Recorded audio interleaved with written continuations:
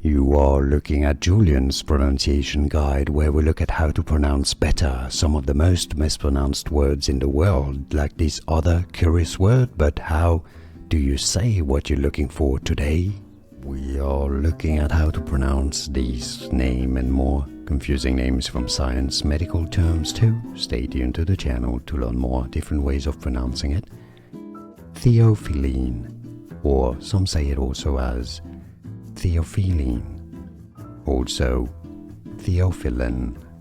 So there are different pronunciations: Theophylline, Theophylline, or Theophylline, or Theophylline.